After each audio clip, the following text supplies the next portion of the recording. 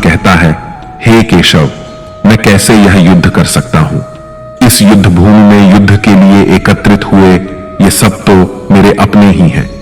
मैं कैसे पितामह भीष्म और गुरु द्रोणाचार्य से युद्ध करूंगा, क्योंकि ये दोनों तो मेरे पूजनीय गुरुदेव हैं।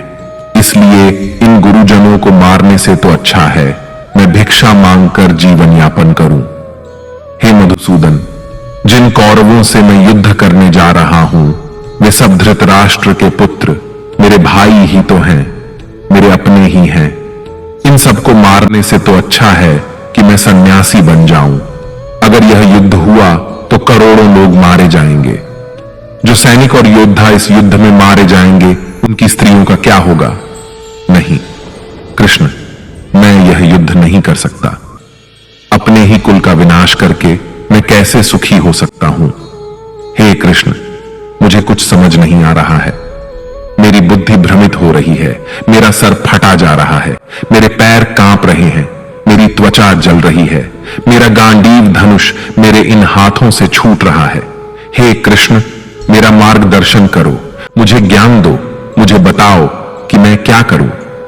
अर्जुन की इस दयनीय अवस्था को देखकर भगवान श्री कृष्ण ने श्रीमद् भगवद गीता का वो दिव्य और अलौकिक ज्ञान अर्जुन को दिया, जो न केवल अर्जुन के लिए बल्कि हजारों वर्षों से संपूर्ण मानव जाति के लिए और आज के आधुनिक युग में भी प्रत्येक मनुष्य के लिए मार्गदर्शक बना हुआ है।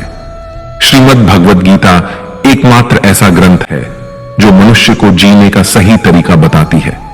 भगवद गीता जीवन में धर्म, कर्म और प्रेम का पाठ पढ़ाती है। इसलिए हमें नित्य प्रतिदिन श्रीमद् भगवद गीता का अध्ययन अवश्य करना चाहिए।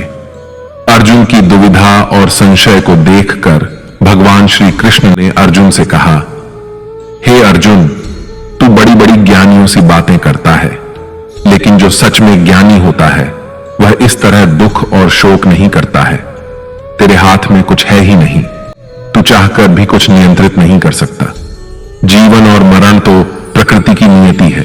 ये सब लोग वास्तव में मेरे ही द्वारा मारे जाएंगे। तू तो सिर्फ एक निमित्त मात्र है।